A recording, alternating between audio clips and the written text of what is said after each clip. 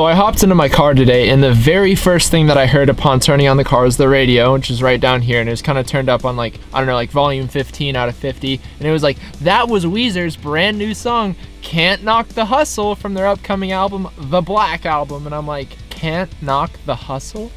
Dude, like, I just don't even know what happened to Weezer, dude. I know my mate that like they've like not been like Weezer for like ever, but like it's like a new type of bad. I was listening to the song, my phone's up here by the way, so that's why I'm touching up here, but I was like, yeah, just listen to it, dude. You're gonna be like, this is Weezer? You know that part on Stranger Things where he's like, this. Now this is music. Those are like my favorite memes. What is going on, my mates? Jimmy Neutron's mom coming at you, coming in hot with another video today. So if you clicked on this, of course you saw the title, so you know that today we're gonna be talking a little bit about emo bands. Dude, I hate when I accidentally grab packing tape instead of an emo band. You know what, actually? I just realized that I had this Motion City soundtrack CD in my car, so that's kind of emo, so there's a real prop. But on the real though, my mates, today we're going to talk about some emo bands, some emo music, so I think we should just start from the beginning. What is music? No, I'm just kidding. But for real though, I selected 5 emo bands that are pretty small, relatively unknown. Like I'm talking like even people that play in the band like don't even really know about the band, like pretty dang small. So I selected 5 bands total. The last band will be like somewhat of a kind of bigger known emo band, but for the most part these are still pretty small bands. I think some are even broken up because, you know, emo bands only last for a few years, dude, you know what I mean? But can't wait to share these with you, my mates. I think you're gonna like them all. I think the last one is probably my favorite, but these are all pretty juicy bands. So let's just get into it. Also, just really quick before I start this off, I kind of want to do some type of series or some type of video called Bands That Deserved Better, because the other day I saw a tweet that said Pentimento deserved better, and they're kind of an older pop punk alt rock type of band. Not really that old, but like they broke up a little while ago and they deserve better. If you know who I'm talking about, you know that they deserved better. So if anyone has any bands that would kind of fit the bill for that, feel free to drop those little mates below. Drop them like a freaking quarter and get a gumball with it. What's going on, my mates? It's like kind of the golden hour right now. It's like 4:17. I'm still getting used to the new time change, but I think it's looking pretty good on camera. I just played some back and I was like, you know, this is looking pretty crispy. So let's get talking about these emo bands. Got 5 of them that are pretty super secretive that not a lot of people know about. But if you're like really an emo, if you're an emo near, you've probably like heard of like most of these bands. But if you just casually peruse the genre and just, you know, kind of listen to what's popular, these may have slipped by the wayside for you. Especially there are like there's at least one older band that I'm about to discuss right now. And with that, we can just jump right into it, my mates. The band is called Dads. They are an emo band from, I want to say, the Midwest or East Coast. Definitely not West Coast, I don't think.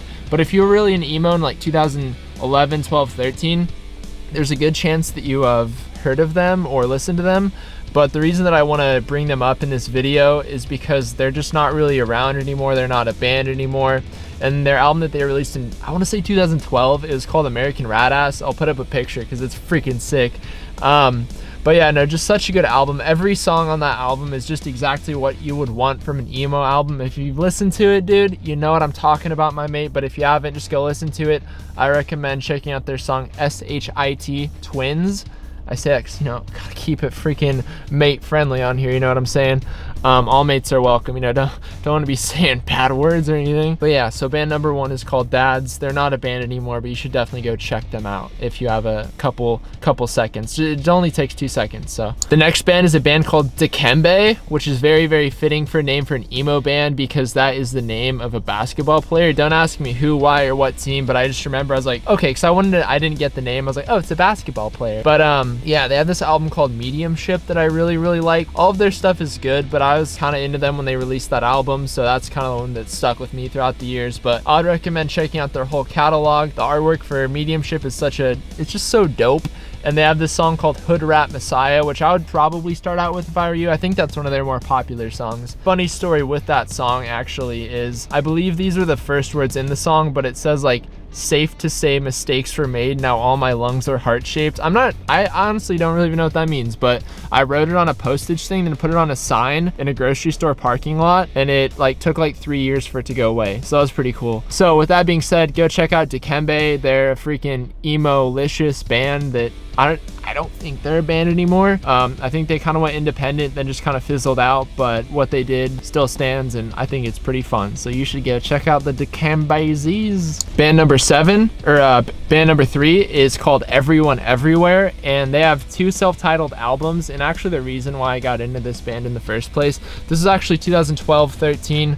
I've just been listening to like sad music for like way too long, but they released 2 self-titled albums, and the reason that I kind of got interested in them was because of the album artwork for I think it was their second self-titled album. It's like this picture of a wall. It's really sick. But if you like emo music, if you like some rock and roll, I think you'll really like this band. I can't really accurately describe their sound, but that's what's kind of cool about emo, is it's always emo kind of mixed with something else, you know what I mean? Whether it be indie plus emo, rock and roll plus emo, electronic plus emo, rap. Actually, some of those probably aren't the best idea, but yeah, you get what I mean. That's what I kind of enjoy about emo, is it's always emo mixed with some other type of genre, which is pretty cool, because emo can become kind of a stale genre at times. You know, we ain't gonna lie, my mates. We know how it be sometimes.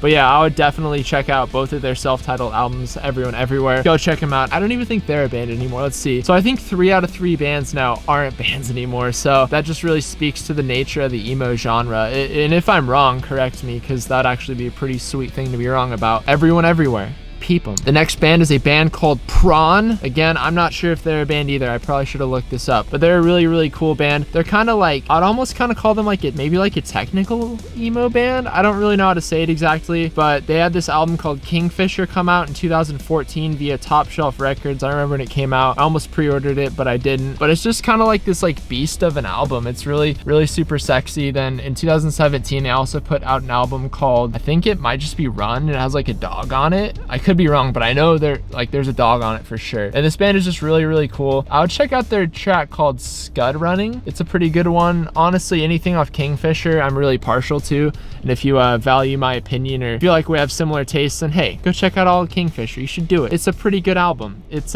lots of emo. The lyrics are very interesting. I feel like they're kind of complex and hard to digest, but you should go check them out. Prawn is a very big shrimp, but is also a very good band. Go check out Prawn. The last band on this list is one that you may heard of. You may not have heard of them. You may have not heard of them, but heard of them, so you're in the middle, so you've sort of heard of them, but I don't even know how that would work. But the band in question that I'll be discussing for just a second here is called The World Is a Beautiful Place and I Am No Longer Afraid to Die. And unfortunately, this is actually sad. I don't get super serious in a lot of my videos, but unfortunately the singer of that band recently passed away, which is very, very sad, because they've actually written one of my favorite records ever, and that kind of segues perfectly into me talking about it. But the album is called Whenever If Ever. It's indie, it's emo, it's atmospheric, it's, I guess you could say it's technical, melodic, beautiful. I just like could not say enough good things about this album. I wish I could play music on here from it, but I would honestly just put the album on and just let it play. It's that good. It's like one of those albums. I'm honestly probably gonna listen to it after, because I've like convinced myself that I need to listen to it again. So I probably do. But honestly, check out Heartbeat in the Brain. It's the second track on the album. It kind of starts out with like a little intro, little kind of atmosphere intro track called Blank Number 9, and then Heartbeat in the Brain is just like, it's so good, dude. It conveys a lot of emotion without being, you know what I mean? It sounded Italian, but yeah, it just conveys a lot of emotion, and it's just so beautiful. So go check out Whenever If Ever. The rest of their catalog is very, very good as well, but once again, I'm just very, very partial to this album, because I think it just had to do with when it came out. I was pretty young. I mean, I'm still pretty young. I think I was like 16 or 17 when it came out, so I've been listening to it for so long. But seriously, my mates, all of these bands are freaking awesome. The World Is a Beautiful Place is probably the one band that you might know out of all these if you just kind of casually browse the genre. But anyway, I just want to say thank you all for checking out this video. I'll put some stuff in the description below if you kind of want to take the extra step and check out these bands, or just look them up on Spotify. I don't know, whatever works best for you. But my mates, I really do appreciate y'all checking out this video, just taking the time. All I ask is that if you enjoyed this video at all, got any entertainment out of it, just hit that subscribe button. But wait, it gets better. 100% free, $0, 0 cents. And you can also click the bell if you want. That's also cool. And my social media is down here if you really feel inclined to follow. I mean, if you really feel inclined. But yeah, no, that'd be sick too. But seriously, thank you, my mates, so much. Mates Club forever. I'll put the little cat right here. Have a good one, my mates. See you tomorrow.